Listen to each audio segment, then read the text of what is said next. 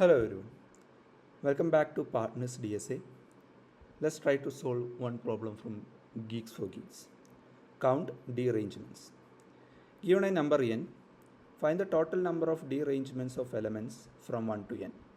A derangement is a permutation of n elements such that no element appears in its original position. That is, 1 should not be in the first element, 2 should not be the second element, 3 should not be the third element, and etc. So this is one such example.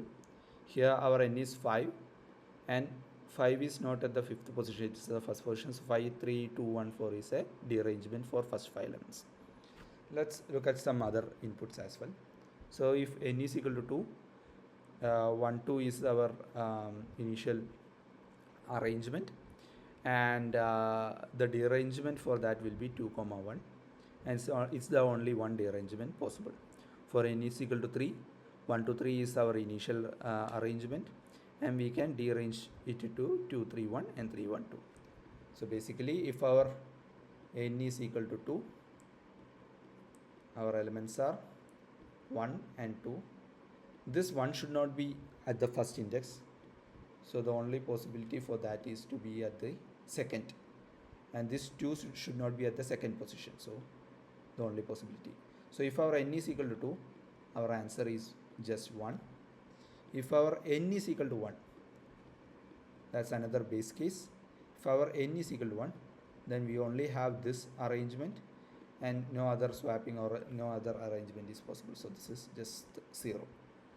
Now let's try to see for n is equal to 5, some bigger n's. So we have these are the position that we need to fill, and this is our initial arrangement. So here 1, it's sure, like we know from the problem statement, that in order to have the derangement, 1 should not be at the first position. 1 can be at the second position, 1 can be at the third position, 1 can be at the fourth position, and 1 can be at the fifth position. These all are possible. It's the same for the 2 as well.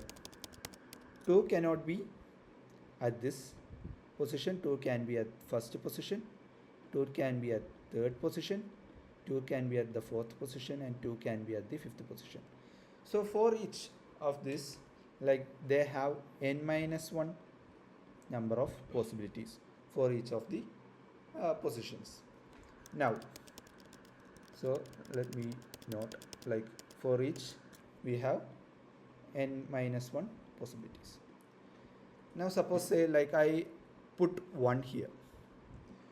So this 2 was the initial number which was present at this second position. So we can either just swap it, like we can put 2 here. That's one of our possibility. So now the remaining possibility is like now we can just go for f of n minus 2 possibilities if we swap these two numbers. If we do not swap, then 2 can be considered for all other positions as well except this 2. It still have n minus 1 different scenarios. So this will be f of n minus 1. So for any function f of n, there can be n minus 1 into f of n minus 2 plus f of n minus 1 total derangement that are possible. So this can be done through recursion. But if we do the recursion, like if let's try to do a simple recursion. Say n is equal to, we have n is equal to 5. We have n is equal to 5. So f of 5 will be 4 into f of 4, which is n minus 1, plus f of 3. Now what will be this f of 4? This f of 4 will be 4 minus 1, n minus 1 into f of 3 plus into f of 3 plus f of 2. Similarly, what about this f of 3? It will be something like n minus 1, 3 minus 1, 2 into f of 3 minus 1, which is 2, and 3 minus 2, which is 1, f of 1.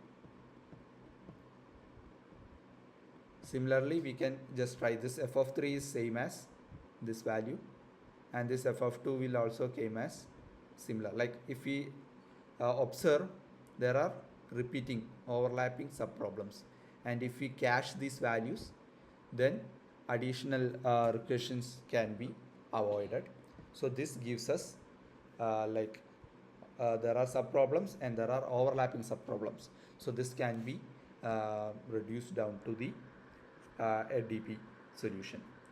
So let's try to give the DP solution. So there are two base cases that I have already mentioned. So if our n is equal to 1, we can just say 0 because we only have 1 as our possibility. If n is equal to 2, then we can return 1 because 2 comma 1 is the only possibility. Otherwise, let's have our DP defined, and let's say dp of 1 is 0 and dp of 2 is 1, and for all other values index plus plus, we will just calculate dp of index equal to just this formula, which is f of n equal to n minus 1 into f of n minus 1 plus f of n minus 2. So it will be dp of index is equal to index minus 1 into dp of index minus 1 plus dp of index minus 2, and we can just return dp of n. So here we are making use of an extra space of length n, so the space complexity will be big of n, and we are iterating from 3 to n, so the time complexity will be big of n, and we have a very small constraint, n is still 12, so the solution is well within our constraint. And if we submit the solution, okay, I have a typo, it needs to be index minus 2, and I submit again, it just passes. So now if we observe clearly, we are just checking on the previous value and the previous value. So that means we just need these two values. Just to get these two values, like we are having this extra space. So there can be a follow-up where we need to have a big of n space complexity. So for that, we can introduce two variables, int previous, which can be 0, and let's say previous is 1 and previous is 0.